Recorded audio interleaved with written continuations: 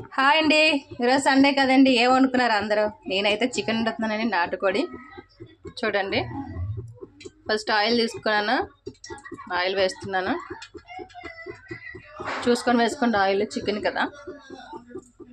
ఇప్పుడు మెనూలో పెడుతున్నాను. ఈరోజు చికెన్ వండుతున్నానండి. పండగ ముందు నుండి వండలేదు, ఎందుకంటే నవరాత్రులు చేసుకున్నాం కదా, వండలేదు. ఆ మధ్యలో పాపకి బాగలేదండి, ఇంకా అందుకనే వండలేదు. అందుకనే నాటుకోడిని కోసం అమ్మవారికి అదే వండుతున్నాను. ఓకేనా ఫ్రెండ్స్, ఈరోజు అయితే నేను నాటుకోడి చికెన్ వండుతున్నాను గ్రేవీలాగా.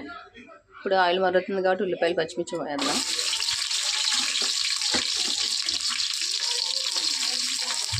బాగా వేగాలి ఉల్లిపాయలు పచ్చిమిర్చి. ఇంకేదో ఫ్రెండ్స్, ఎంత కదా ఈరోజు మీరు ఏం వండుకున్నారో కామెంట్ చేయండి.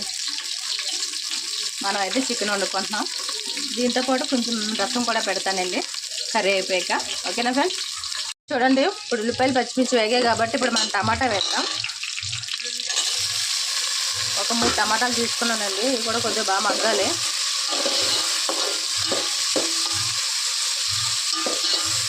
ఇంకేం ఫ్రెండ్స్, ఈరోజు సండే కదా, మీరేం వండుకున్నారో? అందరూ బిర్యానీలు అవి వండుతారు నాకు తెలిసి. ఇంకా నాటుకోడి కూర వండుతున్నాను కాబట్టి నేను బిర్యానీ ఏం చేయట్లేదండి ఇప్పుడు, ఎందుకంటే రైస్ వండేసాను, రైస్ రసం పెట్టేస్తున్నాను కాబట్టి. ఓకేనా, టమాటా కొంచెం మగ్గాలి. మగ్గినాక మనం ఇందులోనే చికెన్ వేసుకుంటాము. చికెన్ అంటే బాగా వేగాలి, నాటుకోడి కదా, క్లీన్ చేసి పెట్టినాను అమ్మవారి కోసం కదా. ఇదంతా బాగా వేగాలి. బాగా వేగాక అప్పుడు మనం మసాలా ప్రాసెస్ వేద్దాం. ఓకే ఫ్రెండ్స్, ఇంట్లోనే కోసుకున్నాం ఫ్రెండ్స్ తెచ్చుకొని. మీరేం వండుకున్నారో కామెంట్ చేయండి. ఓకే ఫ్రెండ్స్, బాగా అయితే వేగాలి. చికెన్ అంటూ బాగా మగ్గిపోవాలి, మగ్గిపోతేనే అనేది బాగుంటుంది కర్రీ. మన తర్వాత మసాలా వేసుకుందాం. ఫ్రెండ్స్ చూడండి, చికెన్ అయితే మగ్గుతుంది. ఇప్పుడు మనం ఉప్పు కొద్దిగా వేసేసుకుందామండి. బాగా వేగుతుంది చికెన్, బాగా పడుతుంది. సాల్ట్ వేసేస్తున్నాను కావాల్సినంత మీరు కూరకి. ఇది కూడా బాగా మగ్గాలి. పసుపు పొడి వేస్తున్నాను, ఆల్రెడీ కోడికి మనం రాసాం కాబట్టి కొంచెం పసుపు పొడి వేసేస్తున్నాను. ఎంత మగ్గిపోయాక మనం మసాలా వేద్దాం.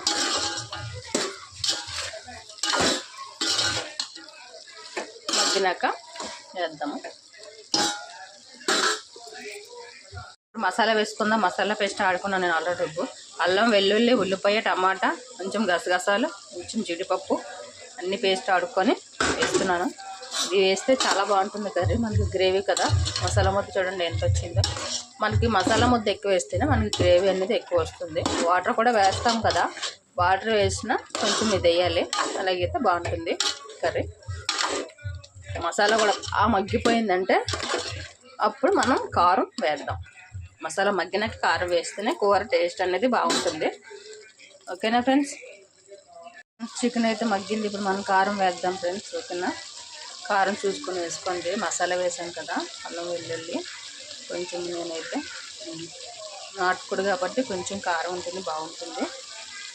ఒక 2 స్పూన్లు వేసాను, కొద్దిగా వేసాను, ఎక్కువ వేయలేదు. మీరు తీసుకునే క్వాంటిటీ తీసుకొని దాన్ని బట్టి మీరు వేసుకోండి. మధ్యలో కూడా చూసుకొని వేసుకోవచ్చు. కారం ఎక్కువ ఏమైనా సరిపోకపోతే, మనకంటే సరిపోతుంది అనుకుంటున్నాను. 2 స్పూన్లు వేసాను, ఎందుకంటే పిల్లలు తింటారు కదండి. ఎందుకంటే మసాలాలు కూడా వేసాం కదా, ఇంకా నేను ఏం వేయటం లేదు, ఇంకా మసాలా పేస్ట్ వేసేసాను కాబట్టి. ఇది కొంచెం కారం మగ్గినాక కొద్దిగా వాటర్ వేసేసుకుందామండి. వాటర్ వేసుకున్నాక మీకు చూపిస్తాను ఫ్రెండ్స్. ఇప్పుడైతే మనం వాటర్ వేద్దాం, మసాలా వాటర్. ఇది మీకు గ్రేవీ ఎంత కావాలో దాని క్వాంటిటీ తీసుకొని వేసుకోండి వాటర్. ఇంకా నేను కొద్దిగా వేద్దాము.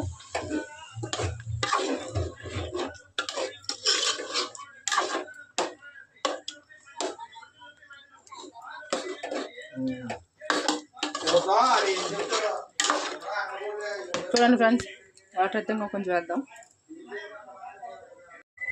ఫ్రెండ్స్ చూడండి, కూర అయితే చికెన్ కూర రెడీ అయిపోయింది. నాటుకోడి కొత్తిమీర వేసేస్తున్నాను. కూర అయితే దగ్గరికి అయిపోయింది, ఎందుకంటే మనకు గ్రేవీ కావాలి కదా. కూర అయితే రెడీ, ఆపేస్తున్నాను. ఓకేనా, మీకు ఈ వీడియో ఎలా నచ్చిందనేది కామెంట్ చేయండి. దాంతోపాటు ఒక లైక్ చేయండి. ఓకేనా ఫ్రెండ్స్, నాటుకోడి చికెన్ గ్రేవీ కర్రీ. ఎందుకంటే గ్రేవీలాగా ఉంచాలి ఇది మనకి బిర్యానీలోకైనా చికెన్ రొట్టెల్లోకి నెక్స్ట్ చపాతీలోకి రాగి ముద్దలోకి బాగుంటుంది. ఓకేనా ఫ్రెండ్స్, బాయ్.